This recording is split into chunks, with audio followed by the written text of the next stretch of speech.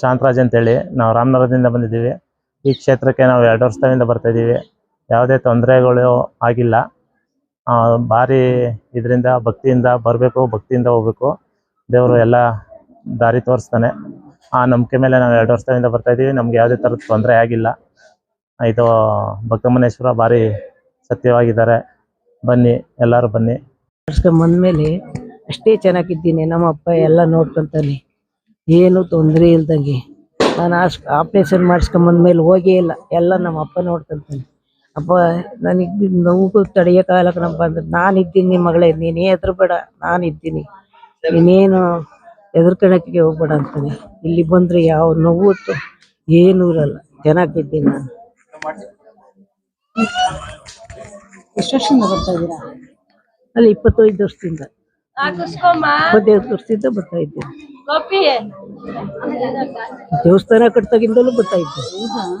ದೇವಸ್ಥಾನ ಕಟ್ಟಾಗಿಂದಲೂ ಬರ್ತಾ ಇದ್ದೆ.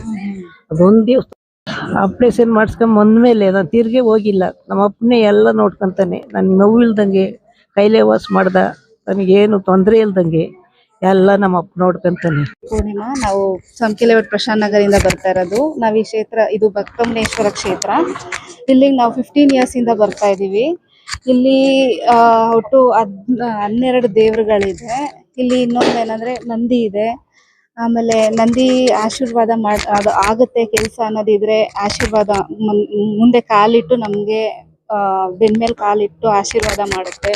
ಇನ್ನೊಂದು ಏನಂದ್ರೆ ಅಪ್ಪ ಇದ್ದಾರೆ, ಅವರು ನಮ್ಗೆ ಏನ್ ನಡೆದಿದೆ ಅನ್ನೋದನ್ನ ನಾವು ಹೋಗಿ ಅವ್ರ ಮುಂದೆ ಕುತ್ಕೊಂಡ್ರೆ ಅವರೇ ಎಲ್ಲಾನು ಹೇಳ್ತಾರೆ.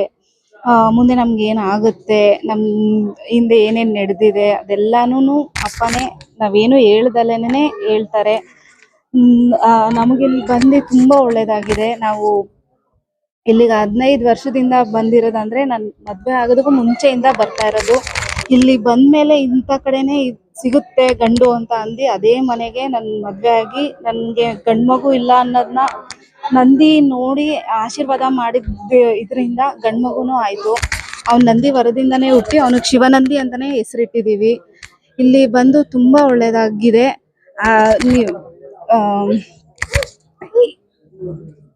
ತುಂಬಾ ಒಳ್ಳೇದಾಗಿದೆ. ಇಲ್ಲಿ ಬರೀ ಏನು ನಡೆಯುತ್ತೆ ಅನ್ನೋದಕ್ಕಿಂತ ಇಲ್ಲಿ ಒಂದು ಬಂದ್ರೆ ನಮ್ಗೆ ಪಾಸಿಟಿವ್ ವೈಬ್ಸ್ ಸಿಗುತ್ತೆ. ಪವಾಡಗಳು ನಮ್ಗೆ ಏನೇ ಒಂದು ತೊಂದರೆ ಇದೆ ಅನ್ನೋದನ್ನ ನಾವು ಮನ್ಸಲ್ಲಿ ಅನ್ಕೊಂಡ್ರೆ ಸಾಕು, ಅದಕ್ಕೆ ಒಂದು ಪರಿಹಾರ ಸಿಗುತ್ತೆ. ಅದು ಒಂದು ನಿಂಬೆಹಣ್ಣಲ್ಲೇ ನಮ್ಮ ಎಲ್ಲಾ ತೊಂದರೆಗಳನ್ನು ಹೋಗ್ಲಾಡಿಸಿ, ಒಂದು ಅಕ್ಷತೆ, ಒಂದು ನಿಂಬೆಹಣ್ಣು ಅಷ್ಟೇ ಇಲ್ಲಿ ನಮ್ಗೆ ಸಿಕ್ಕಿದ್ರೆ ಸಾಕು. ಅಪ್ಪನ ಆಶೀರ್ವಾದ ಒಂದಿತ್ತು ಅಂದ್ರೆ ನಾವ್ ಏನ್ ಅನ್ಕೊಂಡಿರ್ತೀವೋ ಅದೆಲ್ಲಾನು ಆಗುತ್ತೆ. ಅಭಿವೃದ್ಧಿ ಮಾಡೋಣ.